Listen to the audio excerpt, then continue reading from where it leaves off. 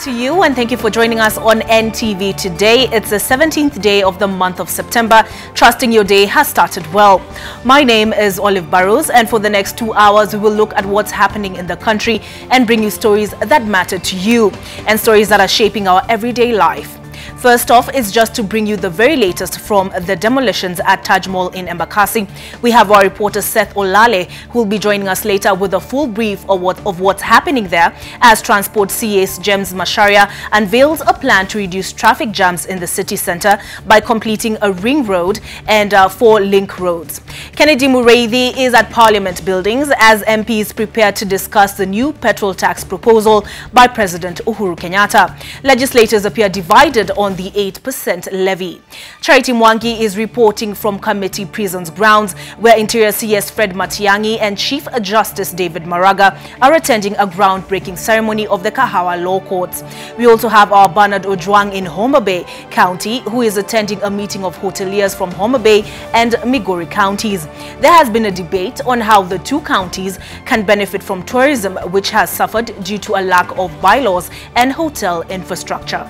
A multi-agency task force that is overseeing the recovery and reconstruction of buildings in Nairobi County has warned that those found encroaching on road reserves and riparian land will be held criminally liable. But before we get to that with Seth Olale, we go to the committee prisons where Interior CS Fred Matiang'i and CJ David Maraga are launching the Kahawa Law Courts. Those cases and see how we can assist to decongest the prisons. CS has in the past raised issues of the numbers in prisons, because you know the more you have, the more space you require, and the more money you require to keep them there. You need to feed the prisoners. You need to keep them healthy. You need to do quite a number of things for them. So those cases that we can have the prisoners who we can have to serve their sentences out, we will also be too happy to do that, and we are going to continue reviewing those cases and release those who are not required to be here any longer once they have been reformed. So we are going on with these reforms. As you know, we are also having quite a number of challenges. We have quite a number of cases that have now come to our courts, particularly the cases involving corruption. And at this stage, I want to take this opportunity to thank His Excellency the President for putting in a word for us to the Treasury to release funds to us to enable us to deal with those cases. And I want to assure the country that we are going to deal with those cases expeditiously and according to law. I have said before that the suspects of corruption being brought to court have nothing to worry at all, that their cases will not be handled as required by law. What we are emphasizing is that those cases will have to be heard on a day-to-day basis. That does not mean that we are skipping any step. What we are doing instead is actually having those cases heard as quickly as possible so that we are able to deal with others. And with the facilities, the funds that will be given to us, we have made adequate arrangements for those cases to be heard on a day-to-day basis. And where there is no evidence, as I have assured the suspects before, they will be acquitted. But where there is evidence, it is our duty to convict, and we will convict, and of course pass appropriate sentence, bearing in mind the circumstances of each case. We are happy, CS, to cooperate with the other government agencies, the police, the CID, while maintaining our independence and leaving the other arms of government to also operate as independently as possible. Where we have to cooperate, like facilities like this one, there is nothing wrong coming together and working together. So because we have all one major duty to perform, to deliver justice to the people of Kenya, and delivering justice is dealing with the cases that come before us.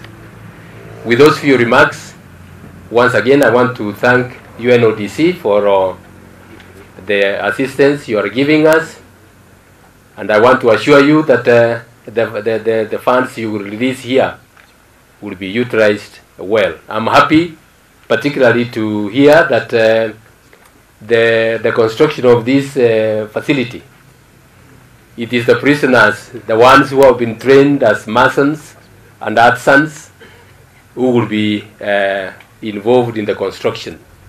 That's another way of finding out whether the training that has been offered here in the prison is up to standard.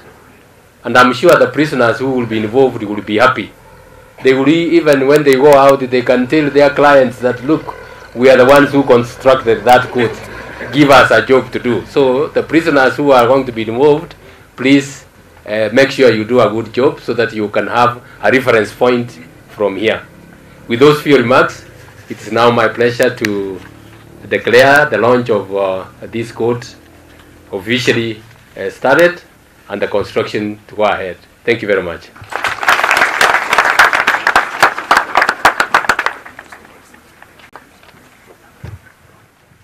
Thanks a lot. Chief Justice David Maraga there speaking at the groundbreaking of the Kahawa Law Courts. He has encouraged the prisoners who will be involved in that effort to ensure that they do a good job that will speak to future employers. A multi-agency task force that is overseeing the recovery and reconstruction of buildings in Nairobi County has warned that those found encroaching on road reserves and riparian land will be held criminally liable. The Kenyan Urban Roads Authority, Kenya Pipeline Company and the Kenya Railways Corporation are among the state agencies that have lost thousands of acres to illegal buildings. Agate Center, popularly known as Taj Mahal in Embakasi, was demolished on Saturday. And according to Kenya Pipeline Company, it sat on an oil pipeline. NTV's Seth Olale has been covering that story for us and now joins us with the very latest. Seth, what is the latest from the ground there at the Taj Mahal? Well, actually it's day 3 of demolitions here and tear gas is still in the air. That's why you're seeing some of us sneezing, but we just try to, control the current situation. But like you said, it is part of the exercise ongoing which started on Saturday. It's happening here at the Taj Mahal now, Agate Center, and just to see behind me, we've had the bulldozers that started as early as 6:30 a.m. and this is the side that they're starting on. Remember that this particular area actually caved in yesterday, this part of the multi-million shopping complex that is now being brought down by the Nairobi Regeneration team. And even to talk more of what's happening, I'll be talking also to members of the Kenya Power Company who are also interested parties in this. They are saying that their land also was encroached, and also I'll be talking to members of the Nairobi Business District Association who are also supporting the government's initiative to actually demolish or rather recover encroached land. And so you just have to bear with me because like I told you, tear gas is still in the air. Police have been engaging some section of youth who've been attempting to collect building materials from the demolished building. And right now, very quickly, let me just talk to Julius Oweru. Julius, if you could just move closer to me. Julius Wanjau is the commanding officer of the Nairobi Regeneration team, the body mandated to restore the capital's former glory. Mr. Wanjau, it is the 3rd day so far. Just update Kenyans on what's happening here. Thank you very much. What is happening right now? We are demolishing all those illegal structures, all those enclosing the road, also pipeline and the sewer line. And we are ready to demolish them day and night until we finish the exercise. How different is the demolition of the Agate Center different from the ones you've done UK Westgate as well as South End Mall on Langata Road. How complex is this particular one? Because actually it's the biggest building compared to those ones. In fact, any buildings which is across the river or the road or a power line, it will become down, and that's not difficult for the government to put them down. Sababu hii ni kazi tuko naye na ni kazi tutafanya usiku na mchana kama serikali. And we are not feeling because mtu alijenga akijua na alikuwa anajua ile kitu anaelekea. Well, actually, we've just saw, is it an explosion? I just request my camera person, Momboy, just to show viewers again. I think tear gas canister has been lobbed to disperse members of the public who are not relenting. They just want to catch a glimpse of what is happening, and this has been the situation since Saturday. The crowd cannot simply stay away. They want to come as near as possible, but remember also we have some few elements who are taking advantage of that and trying to attempt to sneak inside and collect building materials that have been left here in form of rubble. So that is just the situation that has been. But how can we fully contain this situation, Julius? Since Saturday, tear gas is being, lobbed by security officers. Let me tell you, our Naishi, they are our friend. We are friendly actually. Even some of them were sisters. But actually between them, there's a routers. We are not dealing with the good wanaishi, those good ones. We are dealing with the routers. And routers, they don't otherwise, wakati watumia tear gas ndio tuweza kufanya kazi. Kwa sababu anybody I can close hii nyumba na apate ajali, bure itakuwa kwa serikali. Na tunahitaji yeye. So that is why tunatupa tear gas ndio tusikie hawa waondoke ndio from there tufanye kazi. But tunahitaji everybody for this exercise. Hata leo wanatusaidia. But those boys wengine ni wezi. They are not here in a good motive.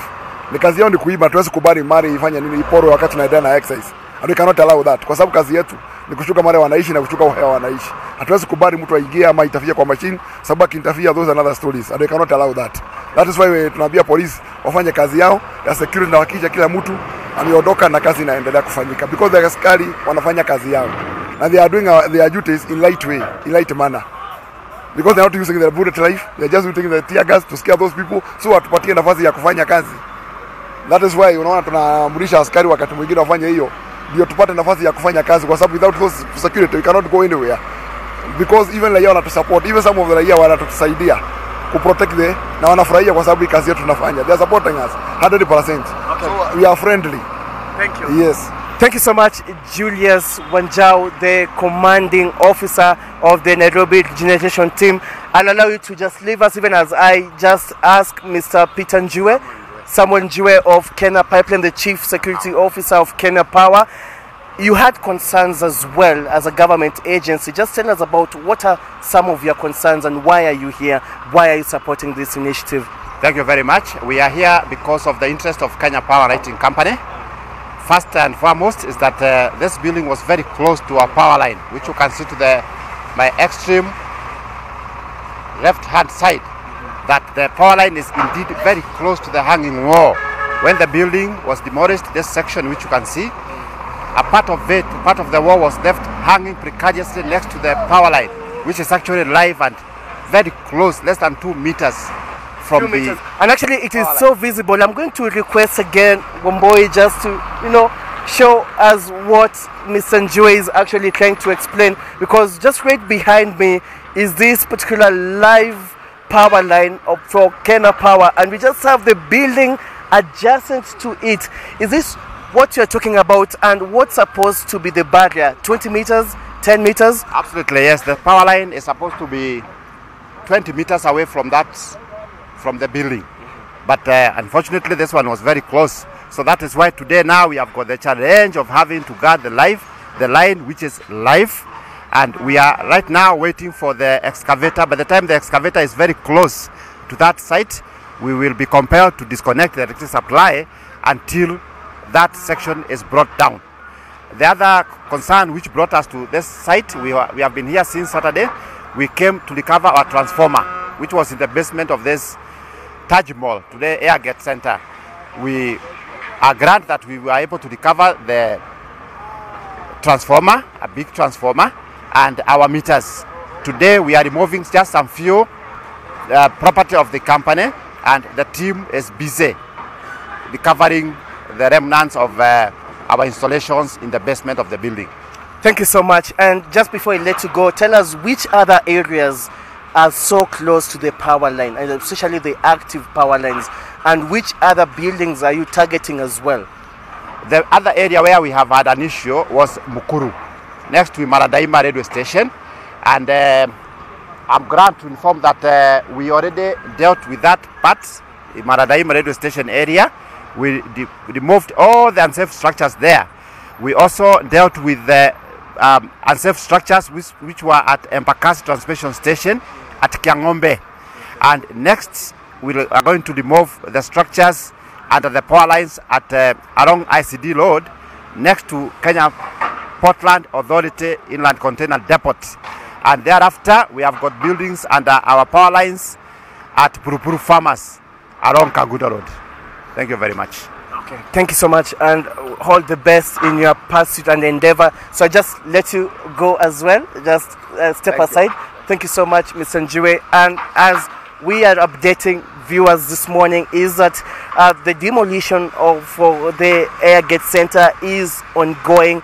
The work that started on early Saturday morning enters its third day here at the Embakasi. We have a total of 3 bulldozers at least doing this particular activity. They are doing it so systematically because they don't want to fall victims themselves, and they don't want any casualty involved in this particular exercise. What we saw yesterday is part of the building caving in. Actually, right now we can say that at least a quarter of, or rather a fourth of this particular building has come down. It will take up to 12 more days to ensure that this exercise is completed.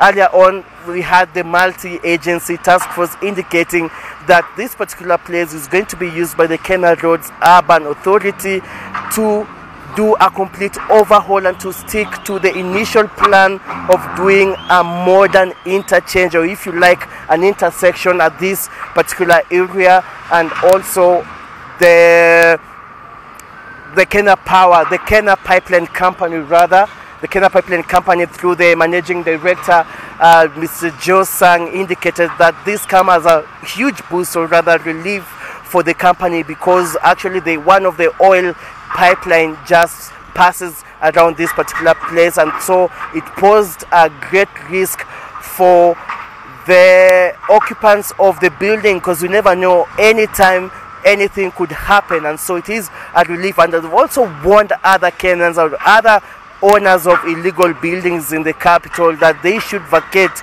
they should leave the passage for the oil pipeline to pass in. And so at this particular moment we have demolitions are ongoing. Members of the public are also watching from a distance.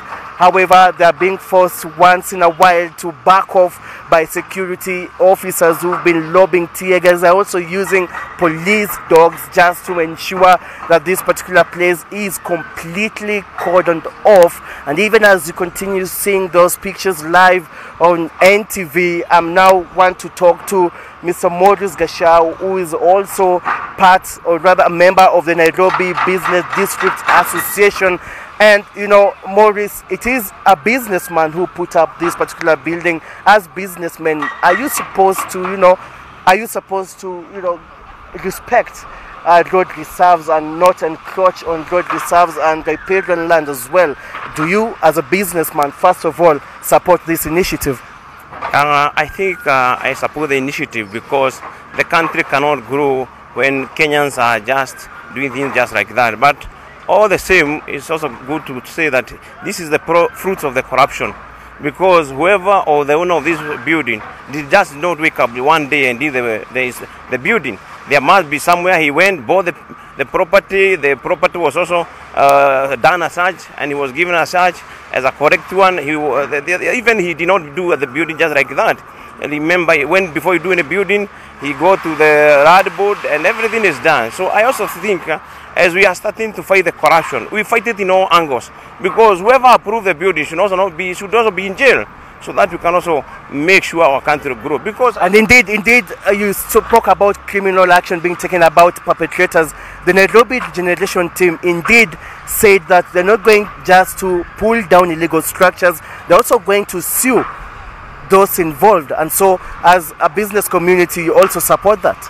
yes, I also support that because I don't see any country that can grow. Look at around there, you see so many idlers. I don't see any country that can grow with many people who are idle, meaning there is no job. So if we are fighting corruption, we fight it in all angles. Otherwise, we can demolish this, and yet as other things are happening. So I can urge the government to fight the corruption in all angles. And I also think it's good to say that if we are demolishing a building like this, I also think the government should call for a day whereby all Kenyans return what they have stolen. If you know you have stolen, you also return, because we are starting a journey of fighting corruption. Yes. And as Nairobi Business District Association, do you have guidelines, to show businessmen that this is where you're supposed to invest on, and you should keep off these ones because these ones are reserves? Do you have such an arrangement as businessmen? Yes, I also think the government has learned good ways of doing research before you do any building or anything. But I also think that some of these people are aligned with the government, because I don't think somebody can just come and do this building without support from government officials. Yes, I remember in South Sea there are some areas where you are told that Nairobi Wilson Airport will be taken to Ruai, and the supporting papers are there. So I also think it's the work of the government also to be very careful of the people working for them. And this should be broadly done in this country. It should not be only targeting in one area. Thank you so much, Mr. Gashau Morris of Nairobi Central Business Districts Association. This is just some of the reactions we are having today, being the third day since the demolitions began here at the Taj Mahal, now Airgate Center, which is now coming down, and activity is still ongoing. One of the bulldozers owned by National Youth Service actually now doing its bit of the work. Remember that they're just alternating. Also, we had another bulldozer on that other side of the outer ring road as well, doing this particular activity. It's going to take, like I indicated earlier, some 12 more days to complete, and after that this particular place will be used by the Kenyan Urban Rural Authority. Actually, Kenyan will be used by Kura, actually, just to go back to the initial plan of redesigning the entire interchange so as to ease in traffic at this particular place. And any other development, obviously, we'll be updating in our subsequent bulletins. But it is game on. It is game on here at the Taj Mahal, where the demolition exercise is ongoing, and it will not end today. It will end in much more time to come. Back to you in studio. Seth Olale, they're bringing us the very latest from Airgate Mall, which has begun being demolished on Saturday, formerly known as Taj Mahal. It was demolished on account of it was on reserved land intended for road construction. We go now to the Nakuru law courts, where suspects connected to the Njoro clashes are being arraigned. Let's listen in. Please, Your Honor, uphold Article 49 of the Constitution, as the Constitution does not provide any remedy for pretrial detentions upon acquittal. Please hold that scale of balance of justice very delicate.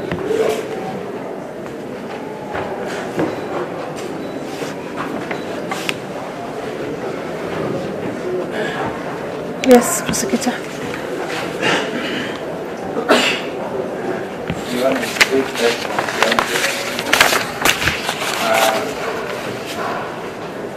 The Constitution, Your Honor. The High Court has not ruled that pretrial, that a holding charge is unconstitutional.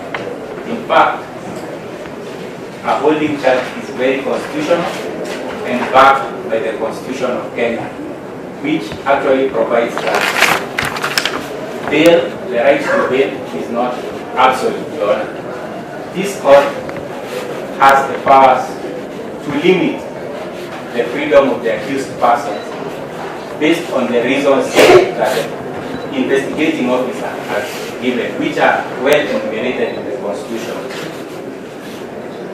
As to the fact that these accused persons were arrested on Friday, that is true, Your Honor.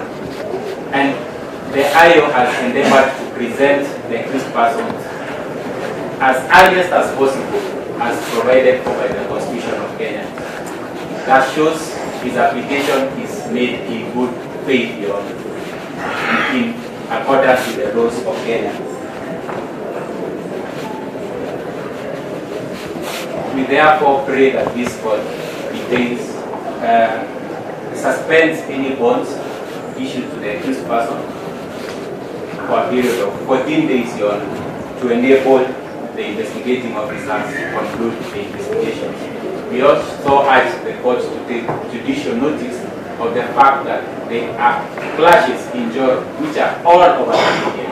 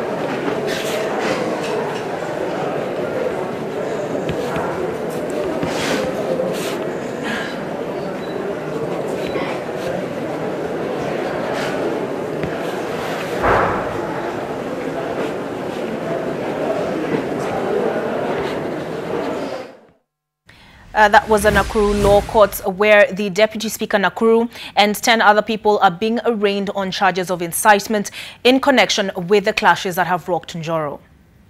We move on now to Parliament buildings, where Kennedy Mureithi is covering the MP's reactions to the proposed 8% VAT on petroleum products that President Uhuru Kenyatta has included in a memorandum sent back to Parliament. The parliamentarians had earlier vetoed the 16% VAT that came into force on September the 1st.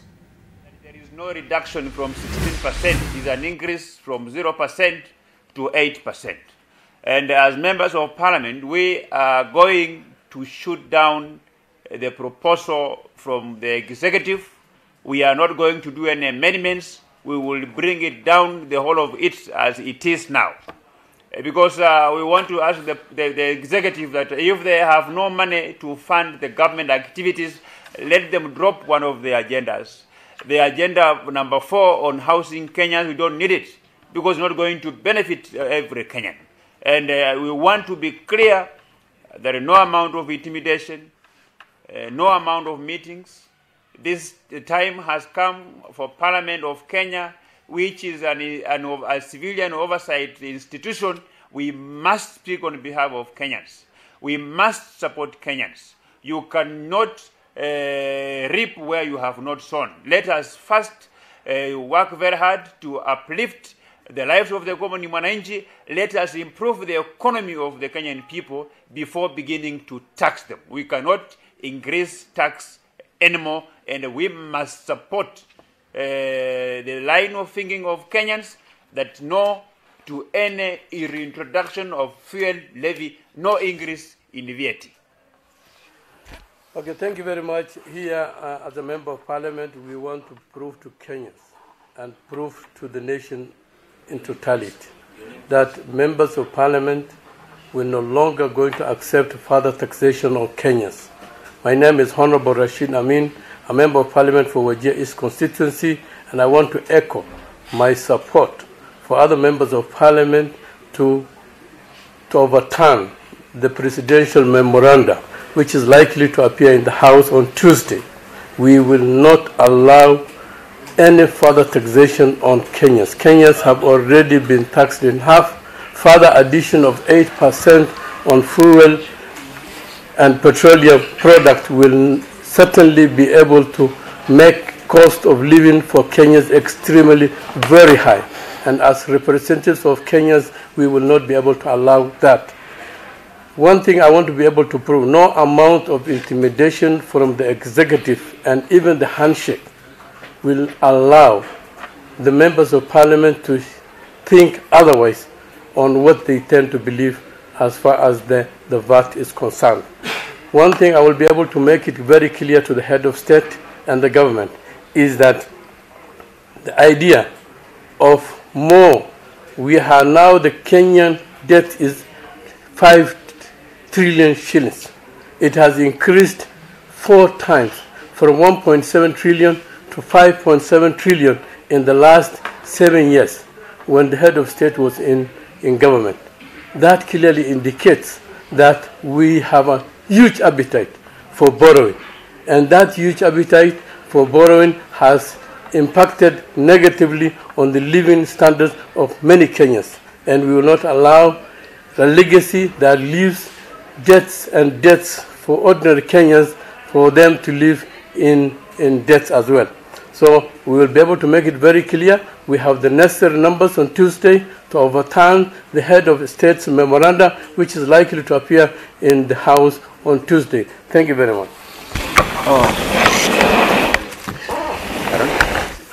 Yeah, come here.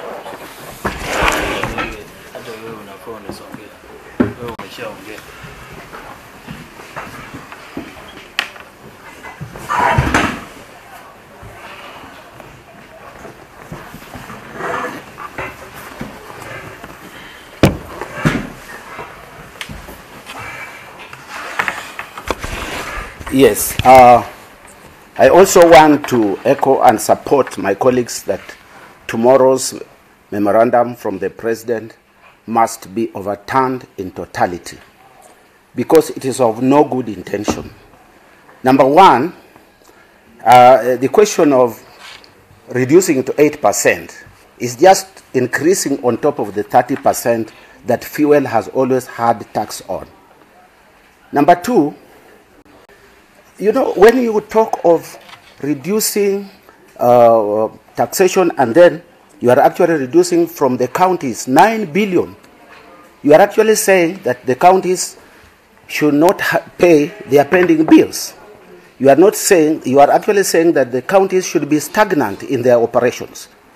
When you remove 5 billion from CDF, you are actually saying, like Mumias West, which I represent, has over 120 schools.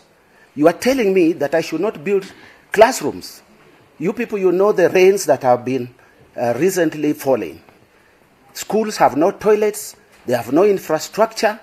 So what they have been saying, what he is telling us that, okay, a few people should enjoy, but the majority, like our children, should not have schools, should not have laboratories. We are not going to accept that type of thing. He has even interfered with affirmative action of GAF.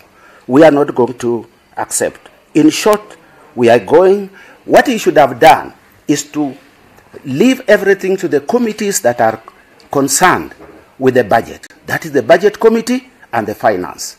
For the presidency to interfere in budget making, it is unconstitutional. Hence, Tuesday, Thursday, we all are going to shoot down. And we want to warn our fellow colleagues who are used to being bought 10,000, 20,000 shillings that we are watching them on behalf of the people.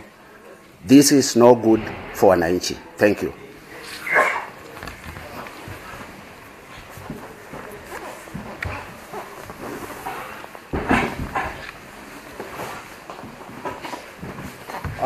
Thank you very much. I want to join my colleagues in advising the president that it's not good for Kenyans to be charged tax on petroleum products. What I'm wondering is, why is it that the president is so eager on borrowing money when the government cannot or is not able to repay? I think it's a high time the president listens to the people. He should also know that he was elected by the common Kenyan, and the common Kenyan is suffering because of very difficult circumstances that are being enacted by the same government that the common people elected. And therefore, when that memorandum comes to Parliament, I'm calling upon my fellow members of Parliament to reject it. And also another issue which I'm also wondering why the President is very eager on trying to reduce the budget for developmental institutions such as the CDF, the affirmative action. Why not go for these ministries that are normally said the sensitive ones? Why not reduce in the office of the President? Why not go to the Ministry of Defense? Why not in internal security? Why should he just look at budgets that normally profit the common person? We have always heard that there are some budgets in this country which are never disclosed, like that one of the Defense Ministry, Security Ministry. We have that one of NIS. It's never disclosed. Why should he just go to those that affect the common person? Why is he interested in cutting money that is going to help the common Kenyan? The President should understand very well that as much as he's trying to have a good legacy, but the common Kenyan should live a modest life, and the government should guarantee that life to the common Kenyan. And therefore, the decision where the President makes decisions and he doesn't really have the interests of the people at heart is really worrying Kenyans, and we are advising the President to keep watching the lives of Kenyans very carefully, not to do decisions or make decisions that end up making lives of Kenyans very difficult. Na kwa Kiswahili ile tunasema ni ya kwamba tunataka kuzuia hiyo maandishi ya serikali ambayo anataka kuleta kwa bunge rais, ile ya kusema ya kwamba ushuru anasema irudishwe kwa 8%, lakini sisi bado tunaona ya kwamba hiyo 8% baada ameongeza, kwa sababu tunataka ikue 0%. Na kwa hivyo kama bunge tunasema tunataka tusimamishe, na sisi hatutaunga mkono hiyo maoni ya rais ya kwamba ushuru ya mafuta iwekwe katika 8%. Alafu jambo lingine, hatutaunga mkono rais kupunguza pesa ambazo zinapewa kama CDF na pia hizi za affirmative action. Hatutaunga mkono. Na mimi napatia rais maoni ya kwamba badala ya yeye kuangalia ile bajeti ambayo inaguza mwananchi wa kawaida, aangalie bajeti katika ofisi yake. Sana sana ukiangalia hizi safari za ngambo, rais ameenda mingi hata kuliko Mkenya yoyote. Apunguze, arudishe hiyo pesa kufanya mambo mengine. Pia tunataka apunguze bajeti ya waziri ya Ministry ya Defense. Hatutaki yeye aweke pesa katika kununua vifaa na mandege ambayo hatuoni vita ambazo zinapigana. Na ile hali anachukua pesa ya CDF ndio anasema anataka kutoa na anaongezea wale wengine hiyo pesa. Kwa hivyo tunataka apunguze. Hata tumeona makamu wa rais anatembea usiku na mchana anajiita tangatanga. Tunataka hiyo bajeti yake ya tangatanga ipunguzwe pia, ipatiwe mahali penye saidia wa Kenya. Kwa hivyo mimi kama mbunge sitaunga mkono hiyo maoni ya rais, na tunasimama na wananchi ya kwamba 1% ya mafuta irudishwe 0%. Several MPs there responding to President Uhuru Kenyatta's proposal of an 8% VAT on petroleum products. That was our question of the day yesterday, but if you still have thoughts on that, you can send them through to NTV Kenya. The hashtag is, of course, NTV Today. So the MP speaking there were Didmas Barasa, who's the Kimilili Member of Parliament, who said that President Uhuru Kenyatta needs to shed off one of the big four agenda. He's identified housing as his suggestion. We also had the Wajir East MP Rashid Kasim Amin, Johnson Naika of Mumias West, and Tindi Mwale of who's a Butere MP, who was speaking last. And he was saying the president needs to look at his own office's budget before seeking to target affirmative action funds, CDF funds, and funds that go out to the counties. We'll be discussing more of that with my panel in a few minutes. But before then, the body of a 9-year-old girl who went went missing 10 days ago, has been recovered in Gitoria Forest in Meru. The girl, identified as Maribel Kapolon, was reported missing in Nairobi after she fails to make her way home on leaving school. A suspect has been arrested in connection with the disappearance of the girl, who was last seen making her way home from the Consolata Primary School.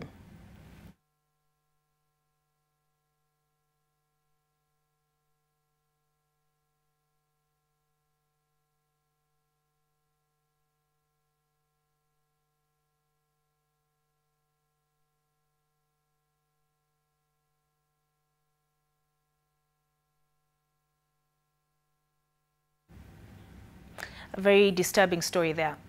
As mentioned at the start of NTV Today, the Nation Media Group, in partnership with the University of Nairobi, hosts the Nation Leadership Forum themed Building Kenyans' Dreams. The forum will be at the Chandaria Auditorium and will be aired live on NTV from 6 p.m. to 9 p.m. As we look forward to that conversation, I'm joined by Ruth Odera, who's the Regional Manager, Capital Markets and Financial Inclusion of the Habitat for Humanity International. I'm also joined by Hosea Keeley, who's the CEO of the County Pension Fund Financial Services, and Engineer Maurice Akech, who's the Acting Executive Director of the National Construction Authority, and Alberto Soprani, I think I got it right, That's right. of CMAX, a director of CMAX. And so we're discussing affordable housing, and the MP for Kimilili, that is Didmas Baraza, whether he intended to or not, sort of brought us to that subject matter, intentionally or not. And he said the housing agenda of President Uhuru Kenyatta should be dropped. He says if there's a funding problem, if we cannot fund the entire Big Four agenda, which includes housing and other issues such as health, then we need to drop it's housing, I believe, manufacturing, health, and I can't quite recall the fourth agenda. But he said if we can't fund all of them, then we need to drop one, and the one he suggested that we drop is housing. And Ruth, I'd like to start with you. Why would that be a bad idea? Thank you, Olive. I think that would be a very bad idea, because just like health, housing is enshrined in the Constitution. The access, the need for housing is enshrined in the Constitution, just like, you know, health and other parts of the agenda. So why should housing be dropped at this time? I think it's a very bad idea. All right. Yeah. Let's get your thoughts on that as well, Alberto. Thank you, Olive. Housing, like you said, is a fundamental right of everybody. We need it. There are many, many people out there without housing, and they're suffering. And so I appreciate the President's request to have housing for as many people as possible. We can start in many areas where housing is completely necessary. And it's not always necessary to look for funding. The world is full of money that is available for affordable funding, and there are many new ways to finance this funding, which is not necessarily imply that the government has to borrow this money, and we can examine these ways to obtain this money without it weighing on the budget. All right, on the taxpayer. Or the taxpayer. And I take the county pension fund is one of the options that is out there. What did you think of the MP's comments right there? I think it is a misplaced comment, because holistically, housing is an essential right of the citizens. And I believe the members of parliament do represent the citizens who need housing. We always hear about the shortfall in housing development annually at around 200,000 units. So obviously that's the reason why we have slums. So it's a wrong idea. It's the wrong idea. Engineer, I cannot leave out the National Construction Authority. Let's start with your thoughts on what the MP had to say there. Thank you, Olive. historically, we know there are three basic needs in human life. Yes, and that brings me to the fourth item on the agenda, which is food security. Thank you for reminding me. Thank you. And one of them is basically housing, because you need to have housing which is not just a house, but decent, safe, and good to live in. The other basic needs, of course, we know them. So one of the things that also is enshrined in the Constitution is the fundamental right to have a decent house. So I think for me, if you look at the four agendas, they are intertwined. So if you drop one, it means that you will be able to achieve others, but it will not be holistic. So holistically looking at it, there is need to drive all the four agendas together so that at the end of the day, we see the citizen benefiting from the vision of the president. Yeah. Okay, thank you very much, Engineer Akech. Hosea, you are the, the CEO, the CPF Financial Services, which is a county pension fund. You mentioned the situation we currently find ourselves in, where you said we are short a number of units. Can you sort of paint that scenario for us? I think there's been, over many years, the government has not been making investments in the housing, particularly the social housing, which was actually a part of our development agenda at the beginning of after independence. And that's why our National Housing Corporation moved away from actually developing social housing in various parts of the country, and actually, because of lack of financial support, has moved into commercial housing, which is actually targeted at more higher income citizens. And this has exposed gradually and over time the lower citizens with a lower income. So this is where the problem is. And I think the president's choice of now promoting this agenda of affordable housing is actually opportune. And we in the pension sector, we are listening very keenly to the solutions which are being proposed and how we can be part of the solution. Thank you. Okay, thank you very much, Hosea. Ruth, I'd like you to come in at that point. You work for Habitat for Humanity International. Yes. You're the regional manager, capital markets and financial inclusion. Now, part of the reason why President Kenyatta, when he was explaining his reasons for the housing forming a part of the Big Four agenda, is that as things are currently, housing is out of reach for a good number of people. Yeah. So what do you think are some of the causes for that? It's many causes. There are several constraints why people are not accessing housing. It could be the policy and regulatory environment is not right. It could be the cost of housing materials. It is also the challenge of land tenure system. For example, you've just seen today that a huge building has been demolished. This is somebody's money. Somebody put investment in that. So the question is, what went wrong? It could also be a question of infrastructural systems. So housing, when you talk of the constraints of housing, there are many issues surrounding, housing. It's a whole system in itself. And the system involves the government, the housing value chain players, the support institutions, financial institutions. We also have, the people themselves. What do they need? What is their capacity? So it's a whole system in itself. And what I would want to advise those people who are championing the cause of the housing agenda, we need to look at the real root causes of these constraints in order to, to achieve what the government wants to achieve. Okay. Yeah. All right. Engineer, I think you're the one on the panel who here sort of represents government. Speaking for the National Construction Authority, what regulatory issues do you think have proven a challenge in the past where providing affordable housing is concerned? Olive, there are many factors you can look at in terms of achieving the affordable housing agenda.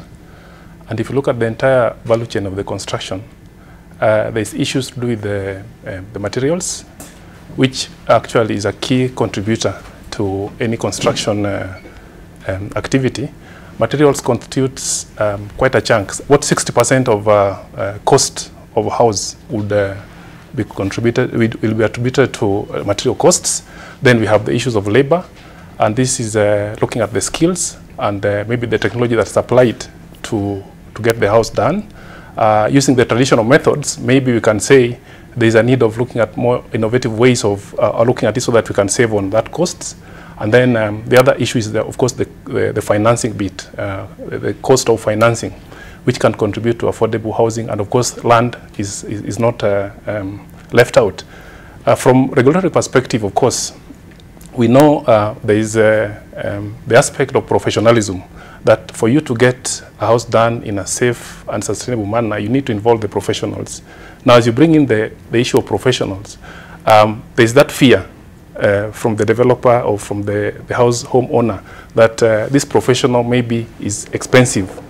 For me, I say that is in quotes, because the expense is an imaginary thing. Because if you involve the professional, there is likelihood that the professional here will be able to advise you on the most cost-effective design that will be able to achieve your objective of owning that home in a way that it will still stay safe for the rest of the lifespan of that property. So in a way, there's issues of compliance when it comes to getting a professional involved, issues of compliance in a way of getting a qualified contractor to do for you the project, compliance issues in a way of getting a skilled construction worker to be able to do for you the project, and other compliance issues in terms of looking for county approvals to be able to ensure that the project you are doing has been approved and certified for construction. So there are many issues you can look at alongside the regulatory framework. Okay. Yeah. Constraints to affordable housing. Correct. All right. Alberto, you're the director of CMAX. One of the issues that was raised by the engineer is the cost of construction material and the cost of labor. What options are out there? Are there cheaper options? Well, there are more efficient options. For example, our company is one of the largest in the world in the supply and the manufacture of affordable building systems. And the fact that we've been successful in over 200 countries, we're transferring our success and our know-how to Kenya. So we hope to develop an efficient system which will reduce the price of buildings without compromising the safety and the performance. The cost of construction, like the engineer said, has to be safe, and it's always first-class construction. It's not that affordable housing is not good construction. It's first-class construction, like a villa in Muthaiga, for example.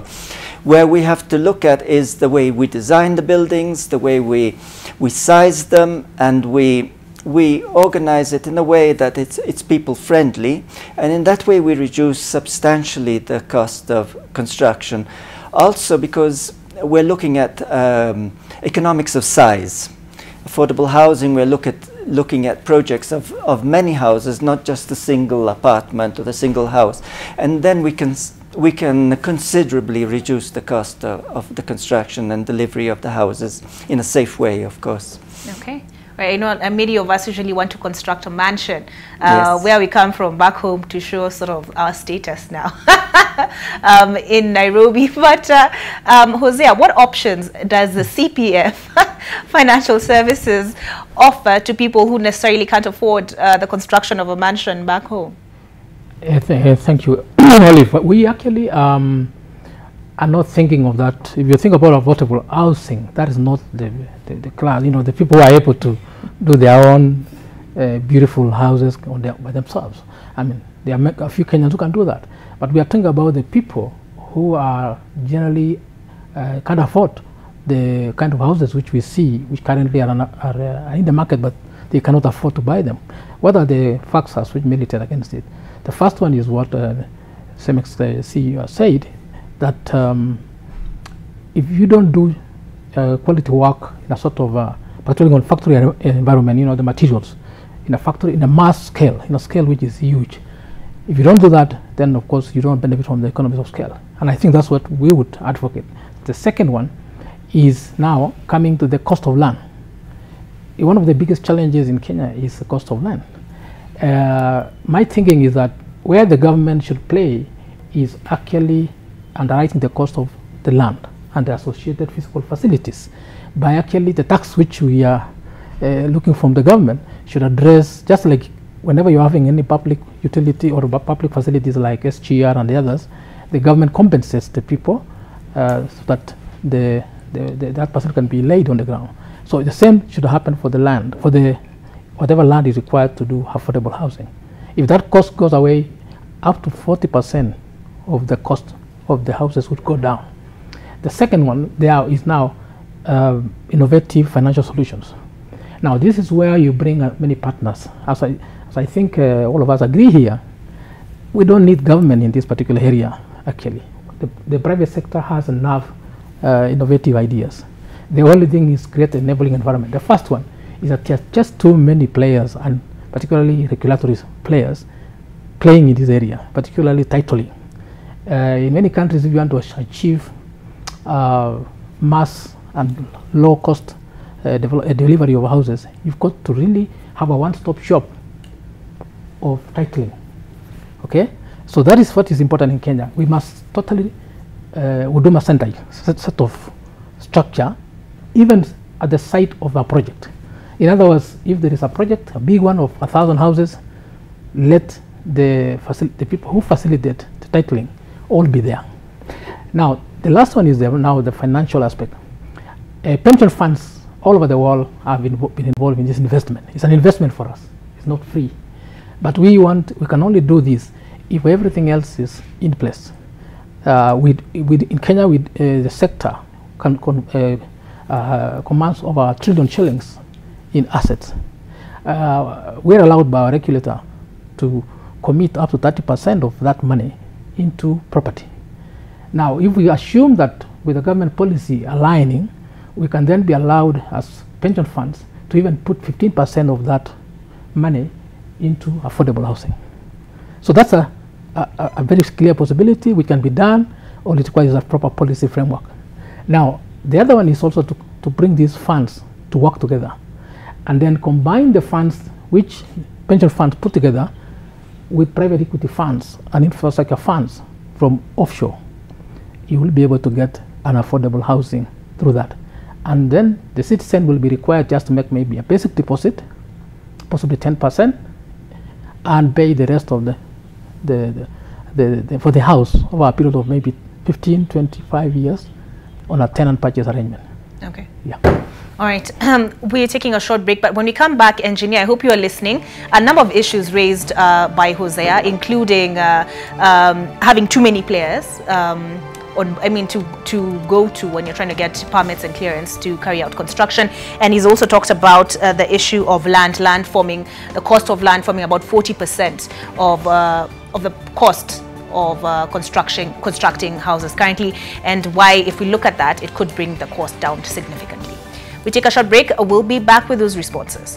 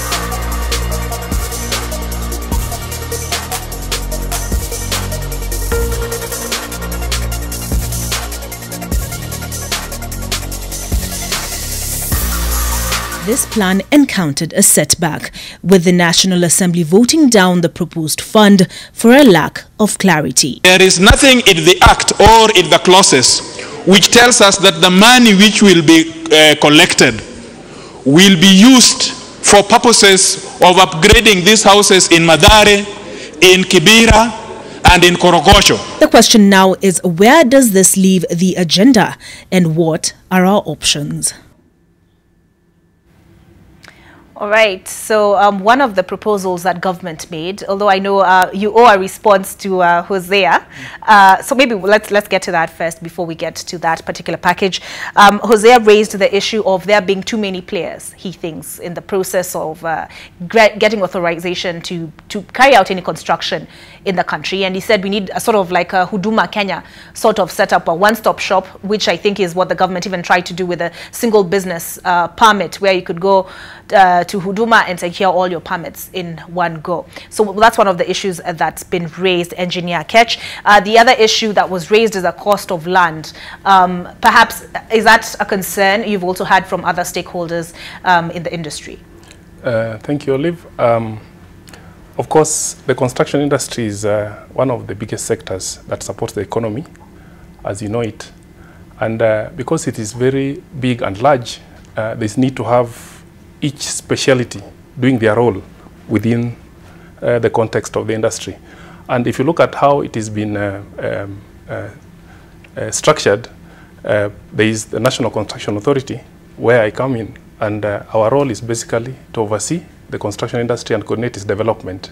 But there are several other players who have their own unique contribution in a way in which any development can take place. For instance, we have the counties. Their role is very clear in terms of planning and development, control and approval.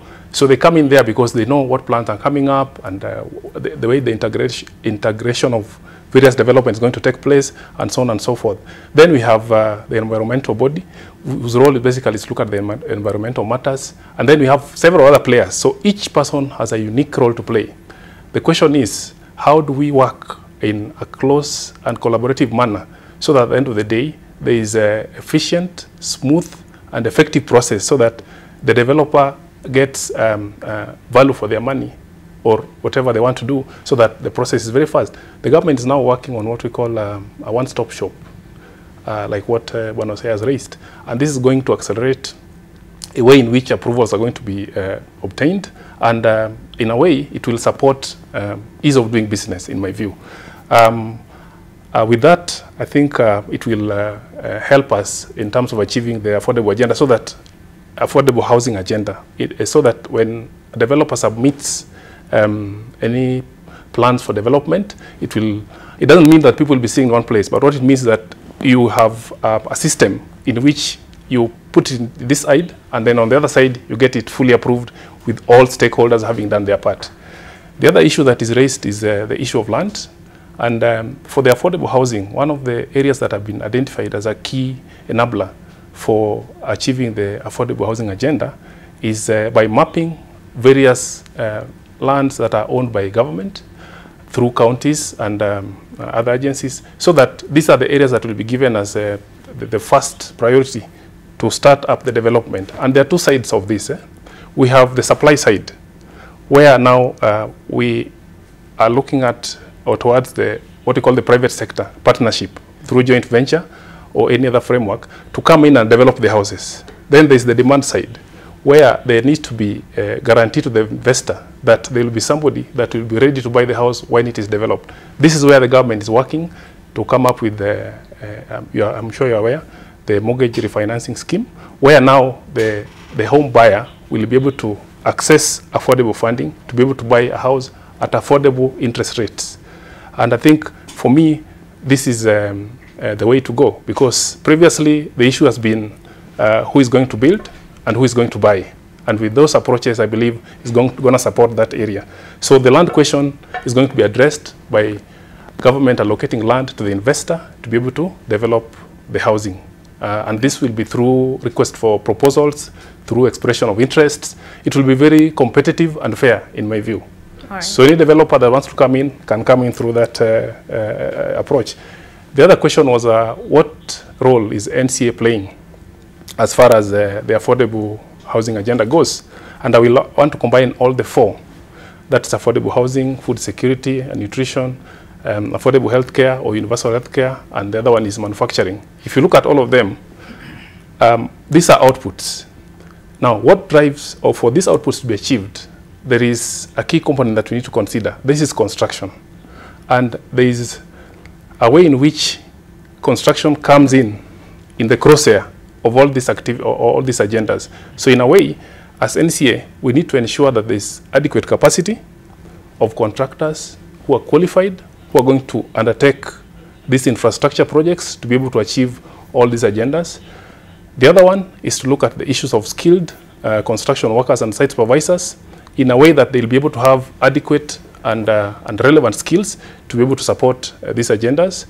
The other area is basically in terms of registration of projects, because any project before they're undertaken, they have to be registered by us so that you have a compliance certificate issued to ensure that you've complied with all the regulatory requirements, statutory requirements that are needed for you to undertake construction, and then carrying out quality assurance to ensure that the project you're doing meets all the quality standards and requirements as defined by the various professionals. Okay, thank you very much, yeah.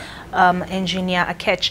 And Alberto, I'd like you to come in at that point, because part of the initiatives, you mentioned mortgage refinancing. Another government initiative was, as mentioned in that particular package we listened to a minute ago, was the National Housing Development Fund. And the idea, as put it to Parliament by the Treasury CS, Henry Rotich, was that your employer will provide 0.5% of the amount, and then you would pay out 0.5% of the amount. Your employer with a maximum of about, I think, 5,000 Kenya shillings. That, of course, was shot down by Parliament. That was on August 29th. But you mentioned when we were on the break that there are other options aside from what we already have on the table, and what would those be?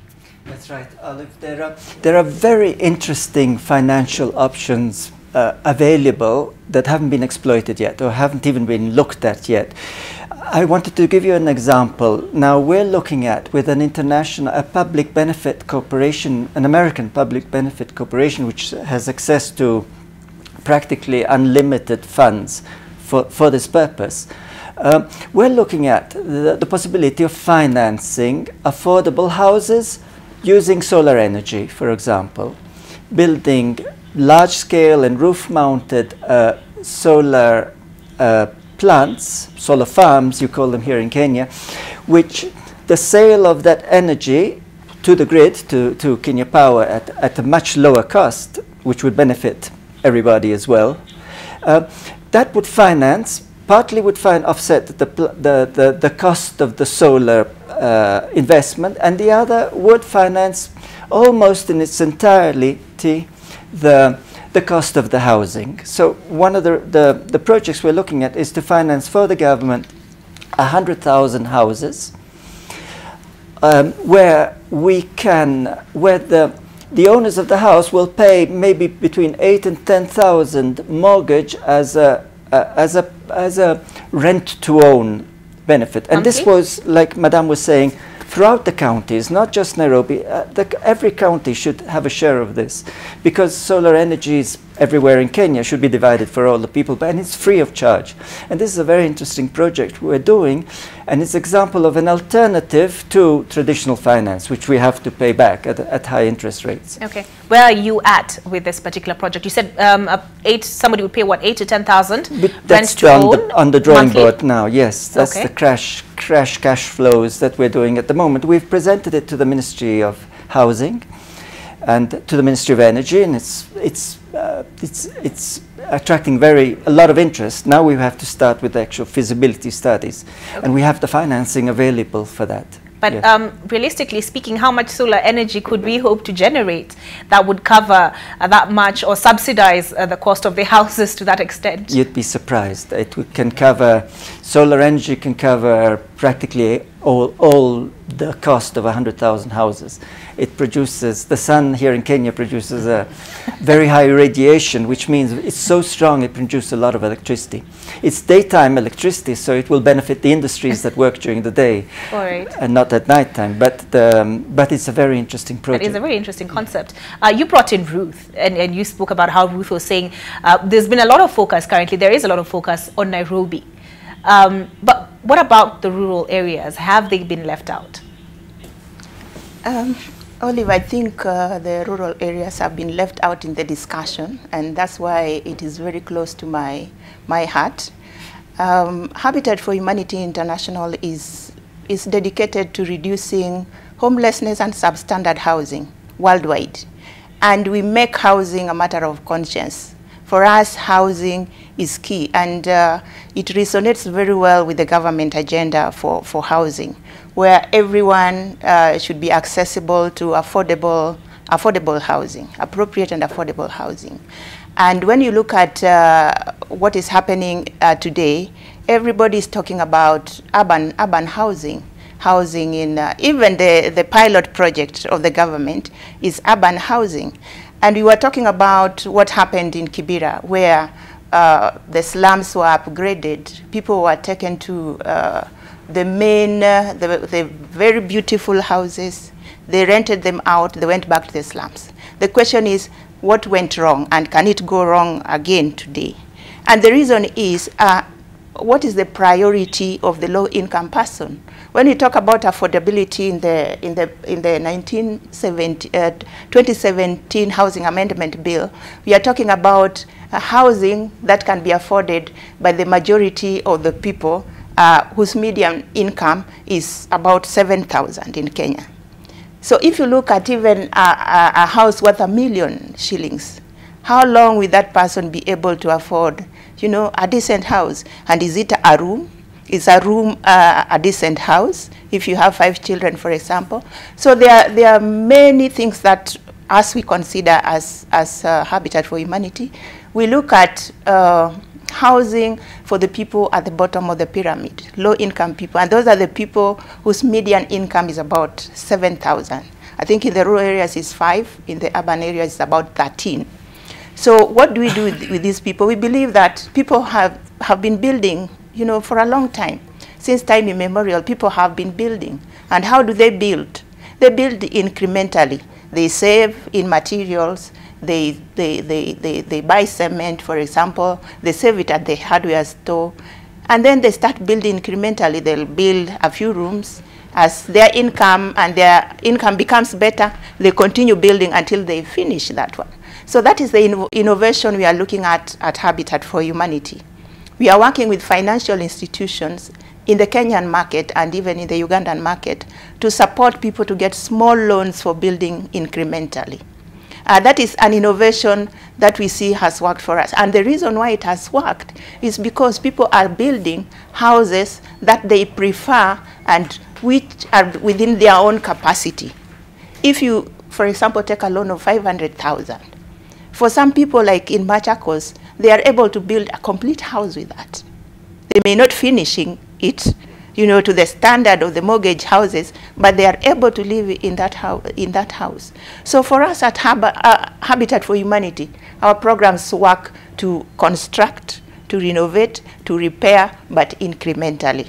And I'm hoping that this discussion of housing, somebody might think about, you know, working with a financial institution, the financial sector, to develop small loans that can be accessed by people who are at the bottom of the pyramid, whose incomes cannot, you know, reach the mortgage that we are talking about.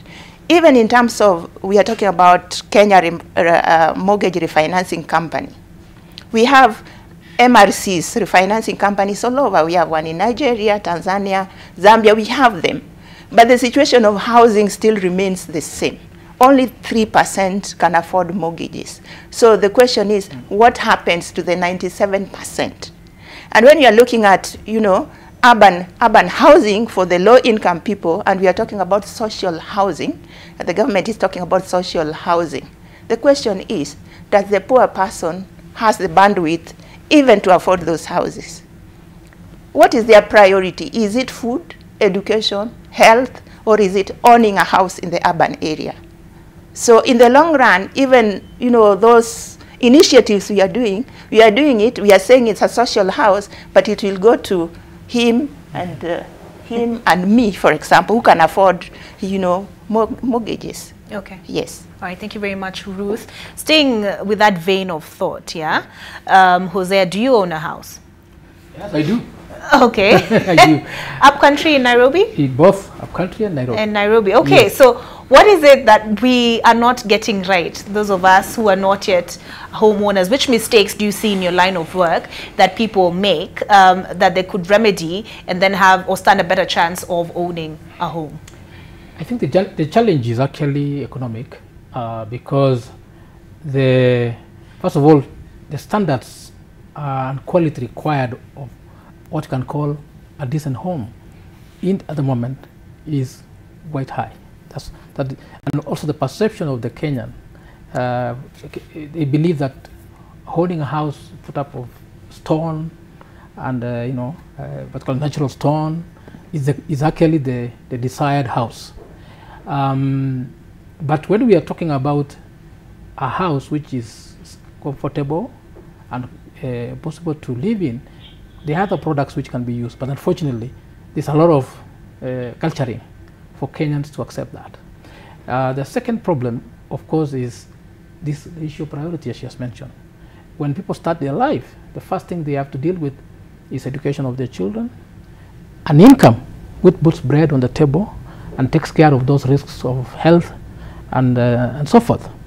Now, before you then consider the house, so that's why actually the experiment in Kibera has failed, because the person who has been identified to live in this decent house which has been put up, first of all, has got an income problem. So they might afford to pay for the house, but then they see a better opportunity for leasing it out so that they can get the income. So then, and since they have been comfortable where they have been, and the slums are still available, because again, if there was there's no possibility of going back to the slum life, then you would be able to stay there. So the issue is dealing also with income for this low kind of level of people, and that means we've got to really have a multi-faceted approach, deal with the issue of housing as well as deal with the income levels. What is the source of income for these people? Because it's not enough to tell them you have a house, this is the keys, and then you then expect them to pay. They will definitely find the solution of bring somebody else to stay there or sharing one of the rooms. Actually, a common thing which I've seen in those houses, the owner will live in one of the rooms and let out the other one. So then the thinking is that maybe we should think along those lines, that actually the owner of such a house should be given a chance, or in the design of the house, to have a letting off arrangement which creates income for this person. Okay. Yes, and then of course the other challenge is the places to stay in urban areas particularly, which any citizen of that level would like to live, is nearer to the CBD. Now the problem is nearer to CBD, land is very expensive. Far away, we don't have transport systems to take them there and back, and the schools are all over the place. You'll find that what we do as Kenyans, that we crisscross the city to take our children to the better schools. I think we need to think around that. Can we then enforce an arrangement whereby schools in every locality is where you take your children, and then provide this mass transport arrangement? I think those infrastructure concerns. Okay. Like now, land is cheaper, for example, as far away as Kajiado. Anybody can build a decent home that far because land is affordable. But then you will deal with the problem of communication. So I believe the bundling of the solution of affordable housing to include transportation systems and schooling particularly. All right. Yeah. Engineer Akech, Ruth raised the issue of rural housing, affordable housing in the rural areas. The National Construction Authority, have you limited your efforts to the city? Olive, actually we are a national institution, and we are across the country in terms of our services, in terms of our presence. Actually, the most recent development is that we even identified to partner with the Huduma centers, and we are in all the 52 Huduma centers across the country, especially what we call the first point of contact, even before you can be referred to the next level, should they not deal with your matter. So we are across the country, and in terms of the full presence, we are in 14 regions plus 13. I normally say 14 plus 13 because 14 is where we have substantive offices and 13 are liaison offices. So that makes it 27. And we have a big presence in addition to the 52 I've mentioned Huduma centers. What that means is that we look at anything called construction, be it something going underground or going above ground or just above the surface, so that it doesn't matter which kind of development you're doing, be it rural housing, be it urban housing, be it whatever housing it is, as long as it's within the confines of this country.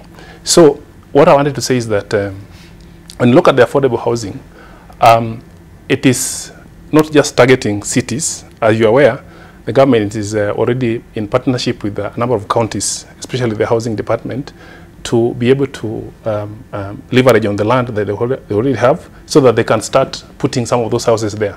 Some of them could be in the urban, some of them could be in the peri-urban, and maybe in the near future could even identify some remote centers within those counties so that we can have housing next to where you live. You don't have to go very far. And I believe that's what we need to focus on.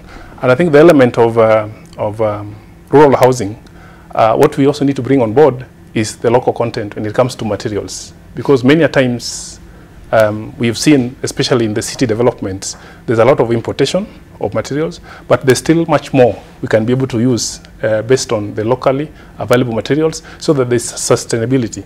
If you extract a local material, you've empowered the local people by using them to extract and also maybe paying them for whatever materials that you've extracted from there. And for us, that's what we call sustainability in construction. Okay. Yeah.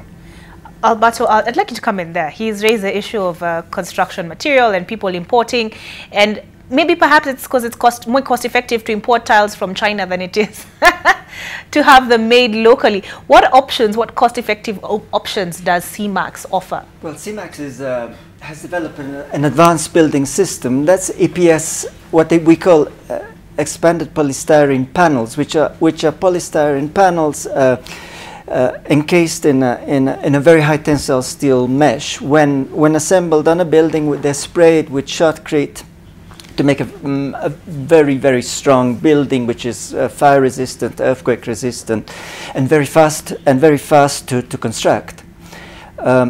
We import actually a very small percentage. Our raw materials are a very small percentage of the cost of the building, maybe 10–15%. The rest is made by the construction material, locally available construction materials, and the manpower of building the building. Our success is that we're very fast, and so we can reduce the costs of construction by reducing the times and the economics of constructing a building. That's why we're successful. I'll give you one example. The police housing project and for the Kenya prisons, because you mentioned them today, we built 850 apartments in less than 9 months.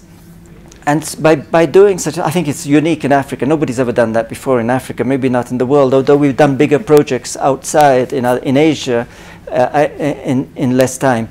But that reduces the building costs a lot. It also reduces the interest charges, if there are any, because whoever is borrowing money to pay for this has to pay bank interest, which is very high here in Kenya. So overall, from many aspects together, we try to solve the economics of this, reduce the costs by applying technology, and it's an industrial technology, to the efficiency of building. Okay. Yes. Thank you very much, Ruth. When you engage with the people who come to you for funding, this incremental aspect, yeah, you raised of financing houses, how much of a cost is actually the raw material? What, in your experience, what percentage of the overall cost of constructing these houses goes to the raw materials? Thank you. Habitat for Humanity does not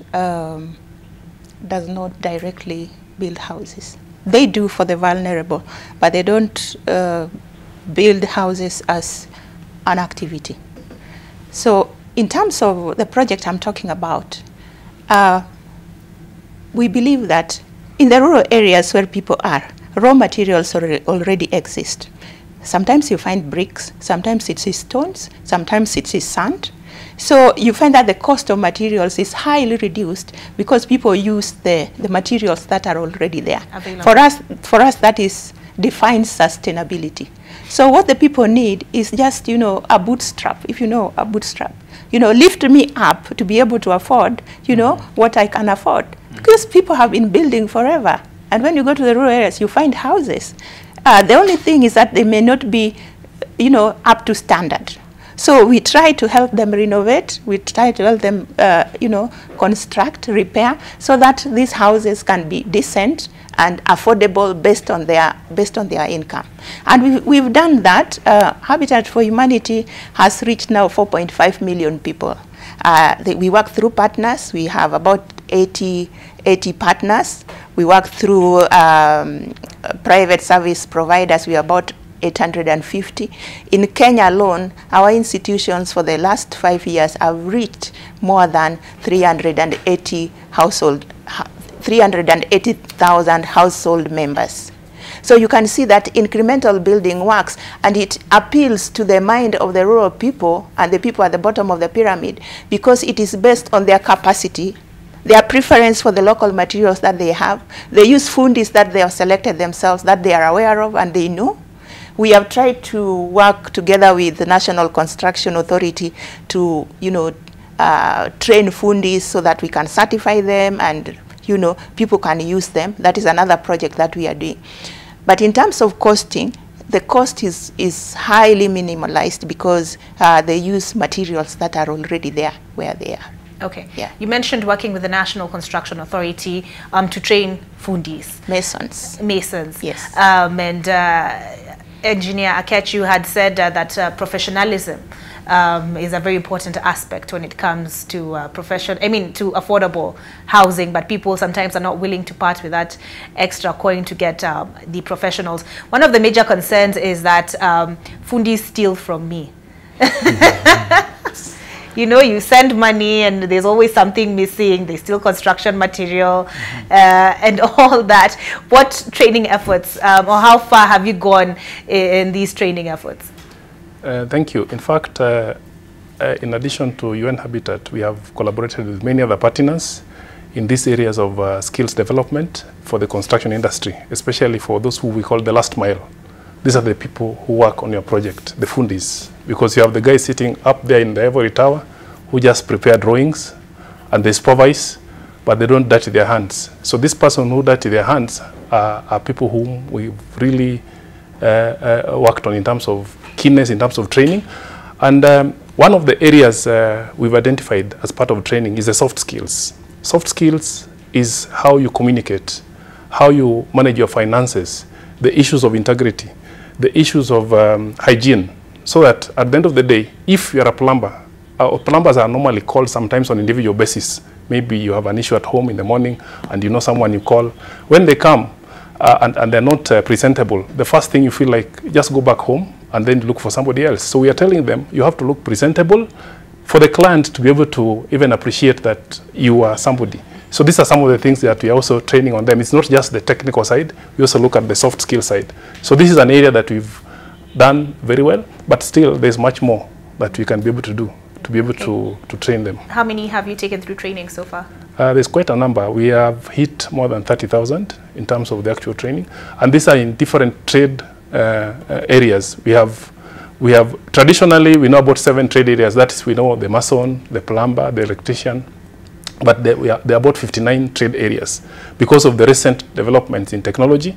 So there are various areas that keep emerging, and as they emerge, we put them as part of the unique trade areas so that they are only specialized in those skills. Okay. Yeah. And is there a database I can go to? Alberto, I'd like to get your experience on this, because typically, Ruthie said with rural housing, generally these people will know somebody from their locality who they can go to carry out some of these works.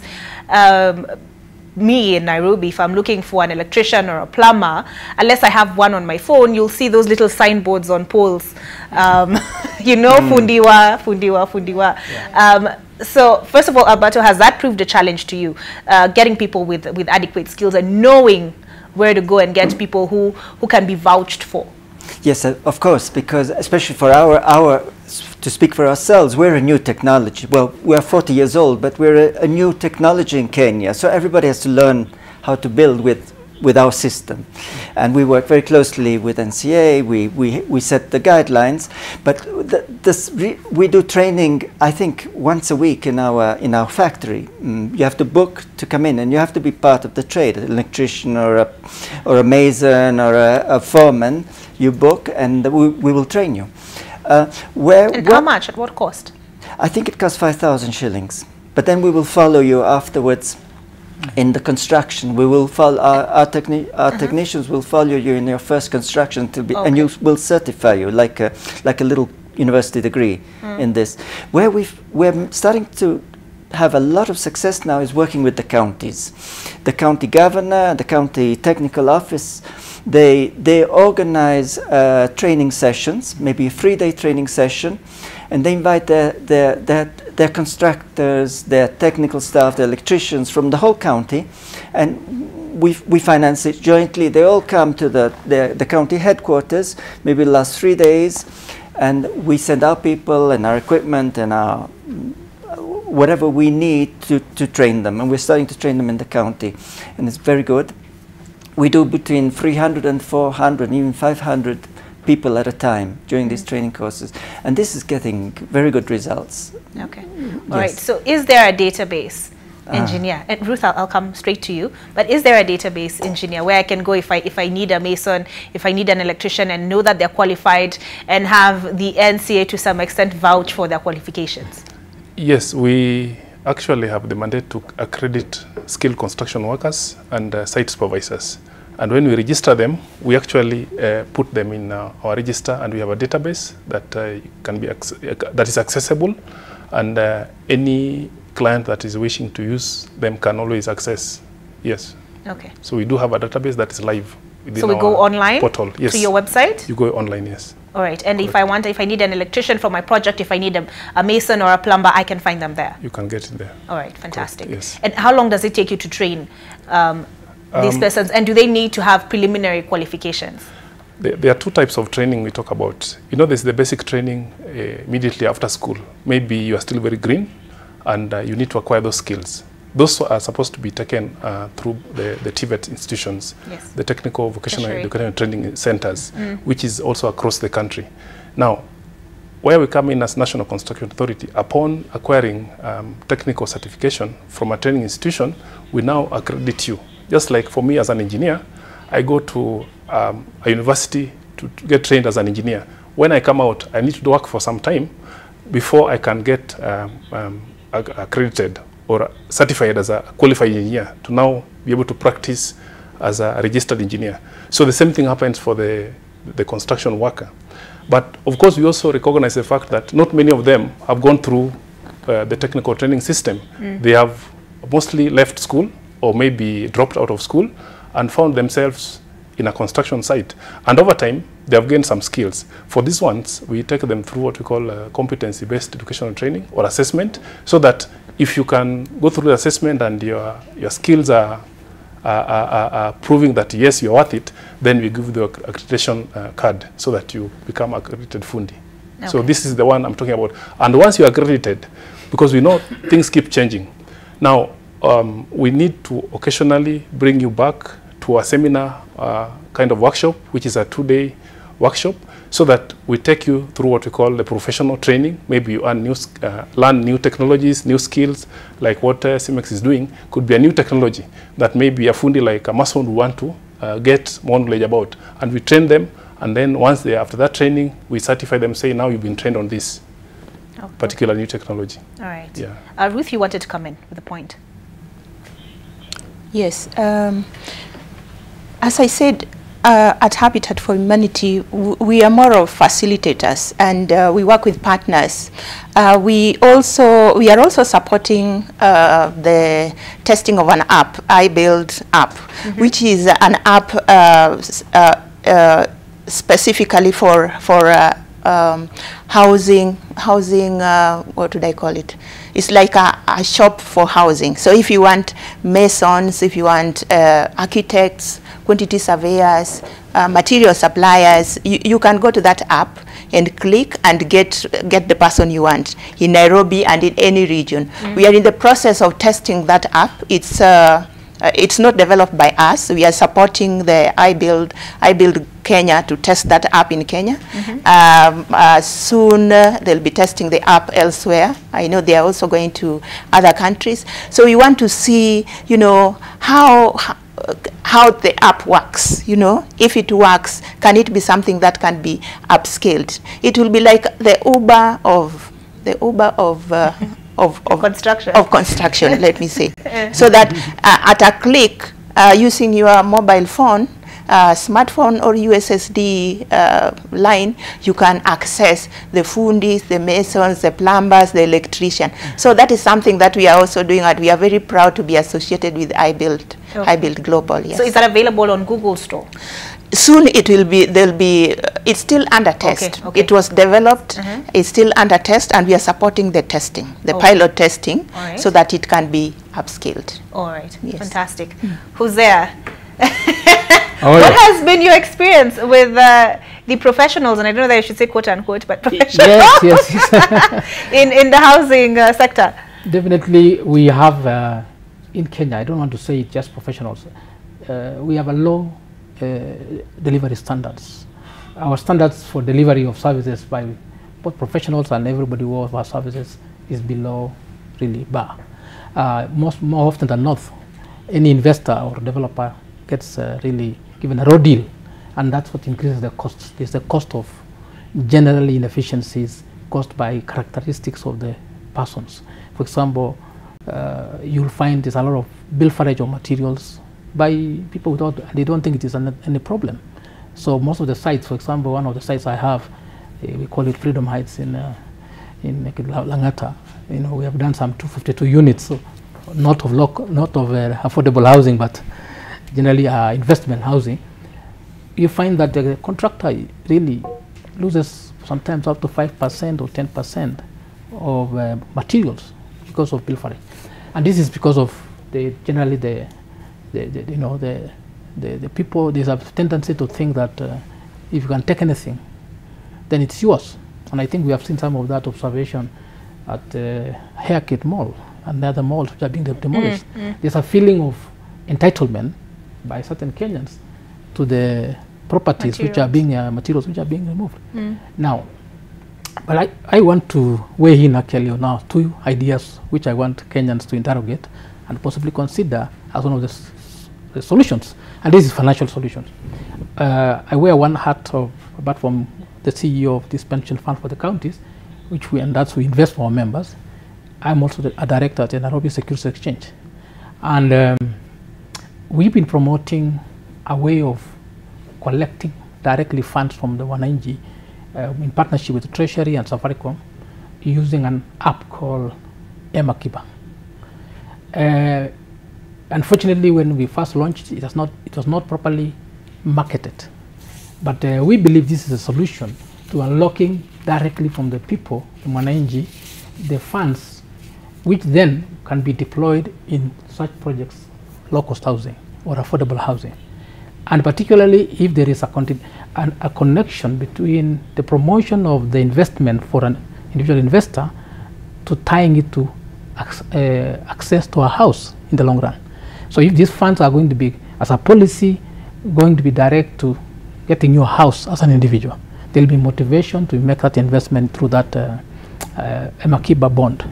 Now, the only thing is that we need to bring the cost of offering this product to the lowest possible level.